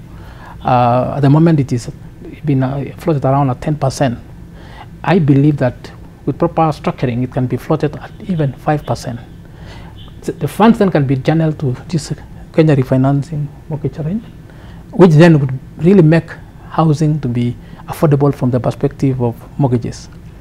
Now, the second idea I do have concerning really unlocking a lot of savings, because the problem with any other arrangement, apart from the one Alberto is talking about, is really long-term funds or contracted funds. Pension funds is one of the best because it's a long-term. You put your money knowing that you will not need it for the next 30 years. So in this case, what can we do with this money when it is actually put together? Most of the time, the government is the biggest, they borrow this money to a big percentage. But now, can we then make this pot bigger? At the moment, we are talking about $1 trillion fund in a pension for the whole country. Supposing, for example, just as a policy directive, government said pension contribution in this country is going to be mandatory. And every Kenyan then must contribute, even if you are going to contribute 1% or 2%. Can you imagine the amount of money which will be unlocked? Particularly if we now adopt mobile technology as a way of collection. And I do have a scheme like that, which is individual, which is called M-Pension. It's actually a mobile registration system and contribution system, which is on a mobile platform, it's an app. Now, if this is rolled out on the basis of mandatory arrangement, and there's an entitlement of a house when you are being a member over a long period of time, I believe these funds will be huge because people will be willing to raise the money. Yeah. So if I'm getting it right from you and Ruth, and as well as the engineer and Alberto, is that we need to tap into these technologies and see how these technologies can help us and achieve this end of affordable housing. Now we need to start winding up. But in your parting comments, just brief comments, perhaps which jurisdictions can we borrow from when it comes to affordable housing? Who can we learn from? Which setup can we learn from? I'll start with you, engineer. World over, in fact, we've had countries who have succeeded very well in terms of affordable housing. I think, without mentioning directly, like a country like Brazil, countries like US and others have really succeeded in this area. And I believe the uniqueness here is the atmosphere or the environment in which you operate. Like those countries, they exist somewhere else geographically, and we exist here. So in my view, what we need to do is to, just like you've started, look at the context in which we operate, the uniqueness, but there are three things we're looking at to get the affordable housing, which you have mentioned. One of them is land, which the government has taken care of. The other one is now the issue of materials. We also need to focus keenly, how do we get cost-effective materials to be able to end up with affordable housing. And there are various technologies we're going to look at in terms of getting there, because if we use the traditional approach, the brick and mortar, even in terms of speed, we may take a very long time to get there. So we look at materials that are going to give us a quick build in a way that within a very short time we achieve a house and we move on, because when the speed is good, it means even the cost of production is going to reduce. The other element we need to look at is basically... If I could please bring it Alberto, so that everybody gets a chance to say something just briefly, because time unfortunately is not on our side, but you mentioned materials and time, the scale of those in terms of affordable housing. Alberto, what would be your parting comment? CEMEX is present in so many countries, and we've seen a lot of success stories of governments applying and developing affordable housing. My own opinion, I don't want to repeat what the engineer says, which is very, very important. In Kenya, I think we have to look at the cost of building and the cost of finance, because in the countries where we've been successful, we're having a 2% financing costs. And here we're struggling. It's not so much us from the industry. We will do whatever we can to provide the technology, but then we need to have a financial environment which is conducive. All right, thank you very much. Ruth? Thank you, Olive. I just want to underline that affordable housing is not equated to subsidy. And what countries have done is see a lot of subsidies, to be able to give their people housing. When the government is talking about affordability, I think the government needs to define what is affordable for the majority of Kenyans. The majority of Kenyans that earn, that 7,000 I was talking about. Yes. Yes. What can they afford with that 7,000? Say for 10 years, if they took a loan, for example, they'll be working for the institution, but what can they afford with that? Okay. So definition of affordability is key to, you know, doing initiatives that the government is experimenting with. All right. So for me, that is very It's important, key. because All right. affordability should be affordable for the majority of the Kenyans, All right. not affordable for 3% of the Kenyans. And we hear Yeah. you. Thank you Yeah. very much, Ruth. Last word, I'm about to be kicked off air. Thank you very much. My idea is that, taking from what Ruth is saying, we need to bring in something called solidarity arrangement. The poor and the rich needs to meet somewhere, and the rich, in an element of our big boat, finances the poor. That's what we actually try to do. The last point I want to put across is that Singapore has a pension fund called CPF. Actually, we learned a lot from them. They have managed to deliver housing for every citizen in Singapore.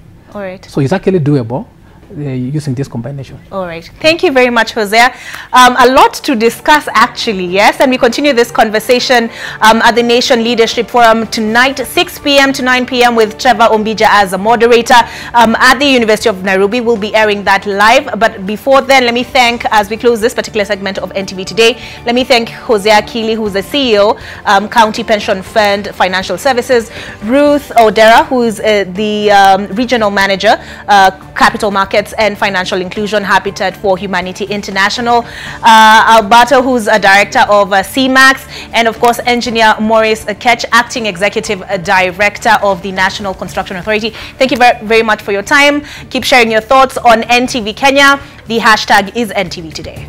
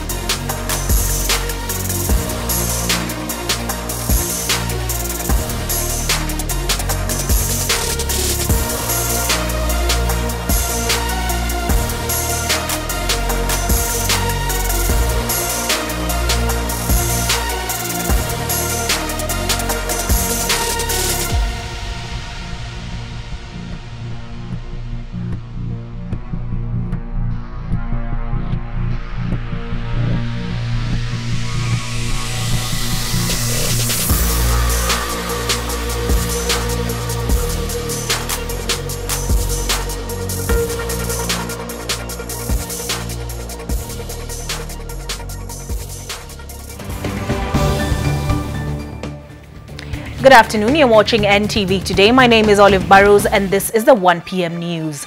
Kibwezi West MP Patrick Musimba and his wife Angela Mwende will remain in police custody until Thursday when the court will decide on their bail application. The legislator and his wife were arrested last week and charged today in court with stealing 1.1 billion shillings from Chase Bank. The two appeared before Milimani Senior Principal Magistrate Helen Okwani following an arrest warrant issued against them for failing to appear in court last week on Thursday. The prosecution asked the court not to grant them bail, saying the two may abscond. They were to be charged alongside the former Chase Bank chairman Mohammed Khan, who was released on a 2 million shillings bail. FIU officers called them. Police were once again forced to use tear gas to disperse youth keen on cutting away property at the site where the demolition of Airgate Mall is underway. In the meantime, the owner of the ill-fated building is not giving up on his quest to have those who authorized the construction held accountable. He is currently at the DCI headquarters to present his papers, and NTV Setholale will be joining us from there a little bit later on. The body of a 9-year-old girl who went missing 10 days ago has been recovered in Gitoro Forest in Meru. The girl, identified as Maribel Kapolon, was reported missing in Nairobi after she failed to make her way home on leaving school. A suspect has been arrested in connection with the disappearance of the girl, who was last seen making her way home from the Consolata Primary School.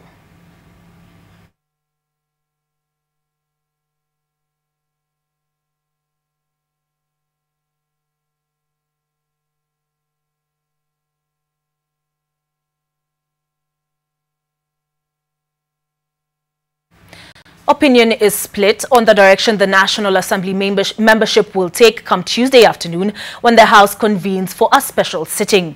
MPs are torn between supporting the President's recommendations as urged by the party leaders, both in the ruling party and the opposition alliance, or standing by their earlier statements, doing away with the 16% VAT in an effort to reduce the tax burden on Kenyans. Some members insist they will shoot down the President's recommendations and are proposing reducing sacrifices on the Big Four agenda to save Kenyans from more taxation. NTV's political affairs reporter Kennedy Mureithi with the details.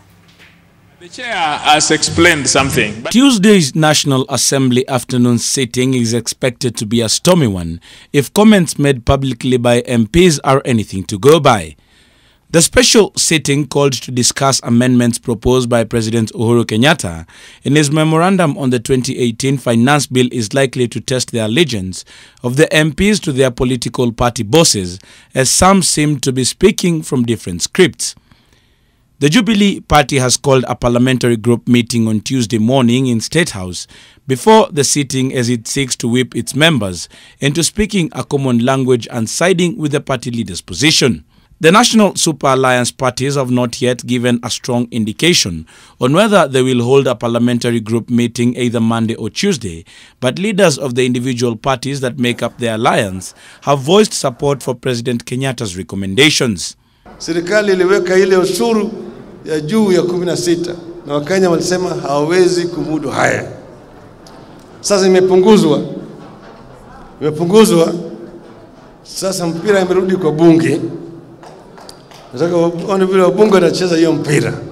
Members of the NASA are charting their own way, with some, mainly first-time MPs, said to be marshalling support to shoot down the President's recommendations. The minority leader in the National Assembly, John Mbadi, has twice said he would also rally members to reject the amendments. The people of Kenya will again look up to their MPs to see if they are thinking the way they are thinking. And if the MPs now abandon them, that will be very unfortunate. Now the only recourse that people of Kenya have will be to go to the street. Right now, Kenyans have just finished hardly a year of very, very hard hitting and hardline politics.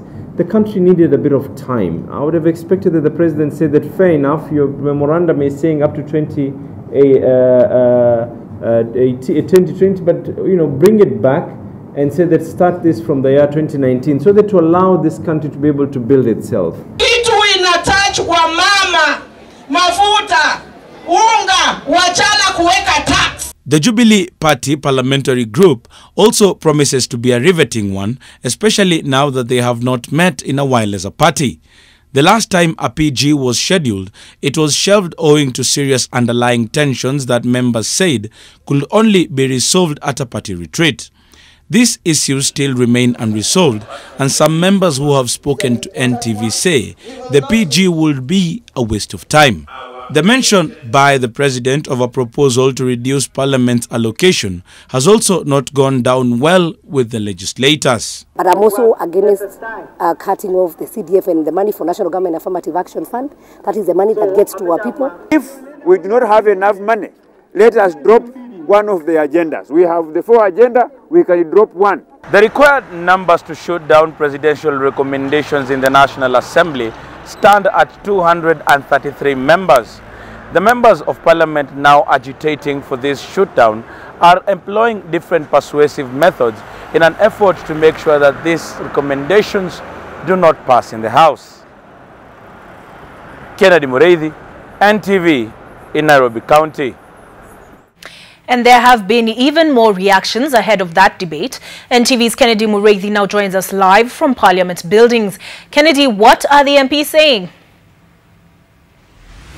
Thank you very much, Olive, there at studio. Is that a few minutes ago we had members of Parliament a bipartisan approach whereby they came to the media center and addressed themselves on what is going to happen in Parliament this week with regards to the 2018 finance bill. And these members of Parliament are trying to tell Kenyans that they are marshalling up support at this particular time to make sure that the recommendations from the President will not pass in the National Assembly because they insist that whatever has been happening or whatever the recommendations from the President are not looking so much into what the common mwananchi wants.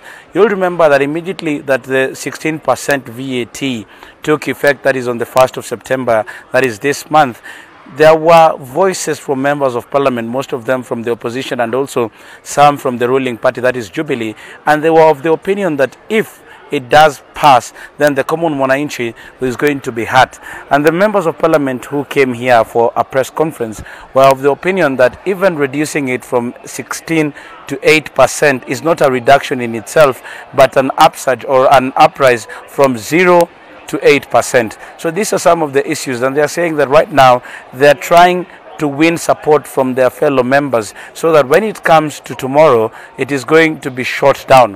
What we've also found out, even through advertisements that have been put up by the National Assembly, is that this week there are going to be 2 special meetings. That is on Tuesday, that is tomorrow, and on Thursday this week. On Tuesday, what has been noted is that the Speaker of the National Assembly, that is Justin Muturi, is notifying members that he will be giving members, or he will be notifying members of the memorandum that has come from the President, that is President Uhuru Kenyatta. Then they will go into a session where they will be discussing other bills at the committee stage. Some of these bills include the county government's bill. Later, that is on Thursday this week, they will now start discussing the matter that touches on the memorandum from the President, whereby it will now require members of Parliament to discuss that memorandum. And it is on that particular day that members are being called upon to shoot down what they have said. Reports that are telling us is that the members who are coalescing around making sure that there is enough membership in the House on that particular day are now looking at 230-something members, and they're trying to call upon them to come to the House. But remember, tomorrow there will be parliamentary group meetings. All the parties that are represented here in Parliament have called their representatives for meetings. The Jubilee Party, which is the largest party, has called for a parliamentary group meeting at State House tomorrow that is going to be addressed by the President. Then the ODM has also called for a meeting, a parliamentary group meeting. The Amani National Congress has called for what it is calling a consultative meeting on this matter. So it is something that will be interesting for Kenyans to watch and see how it will happen. Some members of Parliament from these groups have called out and said that they will not support no amount of intimidation either from the executive or from their party leaders. But if they will stick by what they say is another matter that we will wait to see when voting is there on Thursday this week. Back to you, Olive. Thank you very much, Kennedy Muredi there at Parliament buildings. Police were once again forced to use tear gas to disperse youth keen on cutting away property at the site where demolition of Airgate Mall is underway. In the meantime, the owner of the ill-fated building is not giving up on his quest to have those who authorized the construction held accountable. He is currently at the DCI headquarters to present his papers, and NTV's Seth Olale is there. You see it well there, Olive Burrows. Actually, we're just outside the Directorate of Criminal Investigations headquarters, and Mr. Ramesh Gorosia, who's actually now the owner, actually one of the directors of the Airgate Center that is currently being demolished by the Nairobi Regeneration Team. We have him here. He has a 580-page document which he says it is evidence, and he's come here to the DCI in order to sue what he terms as agencies that actually gave him the go-ahead to put up the structure, and the agencies he claims that assured him that the land that is putting on the building is not public land, neither is it a road reserve, and that he is good to go with his business. And I'm just going to call upon Mr. Ramesh. Ramesh, I see you have documents. Just tell us more about the details of the documents you are holding. The documents which are here are the titles, amalgamations I've done, change of users I've done, approvals I've got from NEMA, approvals from Kenya Pipeline, approvals from many agencies I've got here. Nairobi County, I've got approvals 6 to 7 times. So they want this document to be handed over to DCIO so that he can able to do the justice to people of Kenya, because if there is no justice to Taj Mahal, there is no justice to anyone in this country who is holding a property. Thank you. And I see in the letter, if you just hand me over the letter, actually you have, like you've said, implemented the National Environmental Management Authority, NEMA, the county government of Nairobi, as well as Physical Planning Department, and the Ministry of Lands. You've given the DCI a 14-day ultimatum of which they're supposed to take action against what you say actually gave you the go-ahead. What happens if the DCI don't do what you want? Well, we will just presume that our DCI is failing us as a country, because I don't see any reason when all documents has the names of the people, position of the people who have signed the documents, cannot get them. Even the people who have currently team demolition, the letter from them, correspondence. So whichever team, I'm not the person to decide who are wrong and who are right. It's the DCI to investigate, and I'm sure 14 days is very reasonable time, being all the documents are in presence. It's not that he's going to look for the documents. Before I hand you over, if the investigations indeed put you in the right side of what is happening, what would you be looking forward to? Is it compensation, or what really do you want? Because the building is already coming down, and you've indicated in the letter that it cost you around over 1 billion shillings. So what will you be seeking? For time being, I'm seeking for a justice. The people who have messed my life where I am today, after working hard for 23 years and put up billions of my money in a building and bring down, I want those people to be punished as per the law. That is my priority, and that's what I want for now. That's why I'm here. Thank you so much, Mr. Ramesh. We'll just release you even as you go inside the main offices of the Directorate of Criminal Investigations Department headquarters here along Kiambu Road. That has been the owner of the Airgate Center that is now being demolished. He says that he has evidence, he has all the correspondence between him and various government agencies that cleared him to put up the multi-million shopping mall alongside Outer Ring Road, and we'll give you some of those updates in our subsequent bulletin. Olive. Thank you very much, Seth. Seth Olale there outside the DCI headquarters, and he was speaking to the owner of Airgate Mall, or what was previously known as Taj Mall, which began being brought down on Saturday, and he's there to seek what he says is justice, and he's taken with him the approvals granted to him by the various government agencies. Residents of Kambiaju area in Isiolo are living in fear amid rising incidents of insecurity. At least 3 people have been killed in the last 1 month, with the latest being the murder of a middle-aged woman. The woman's private parts were severed by her killers. An urgent security meeting at the chief's camp in a bid to find a lasting solution to the security problem in Isiolo.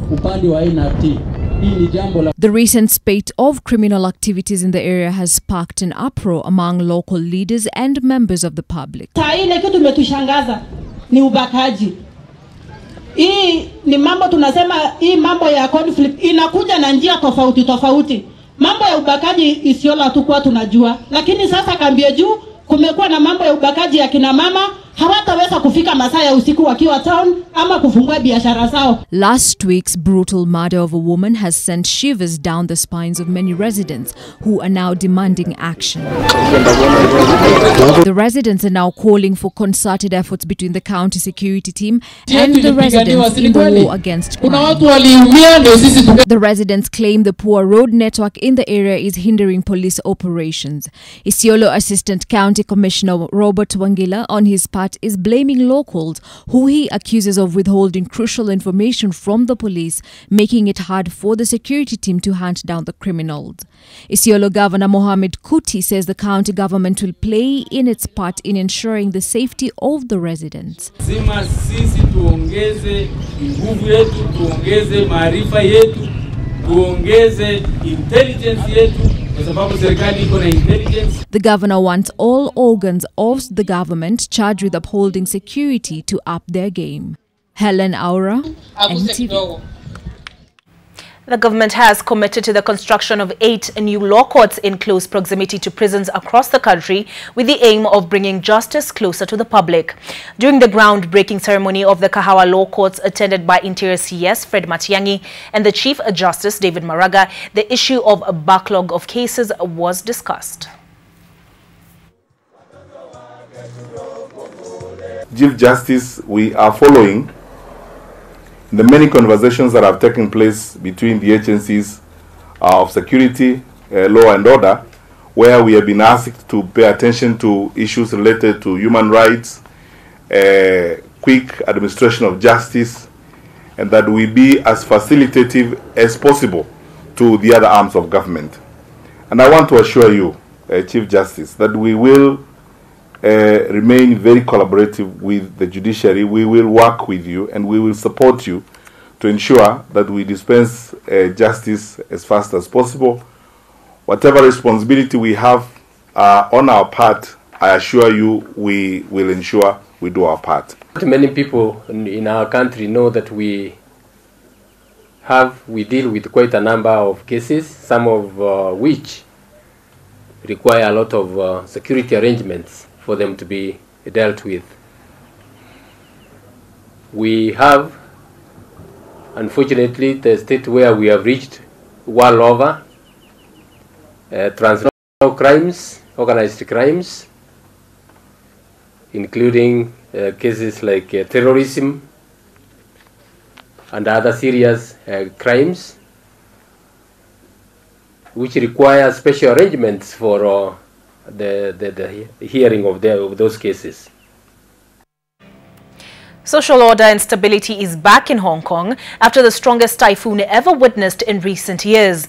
The storm swept through Hong Kong and parts of China on Sunday. Chinese woke up Monday morning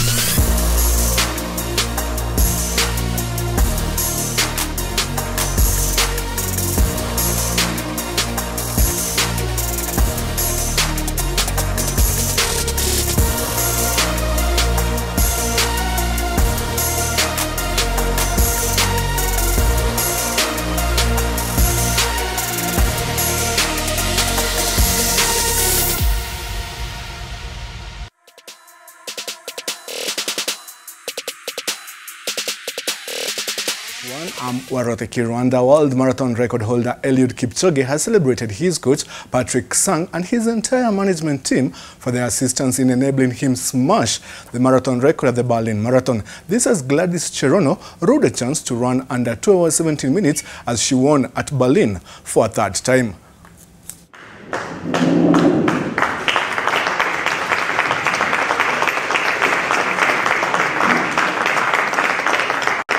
BMW Berlin Marathon.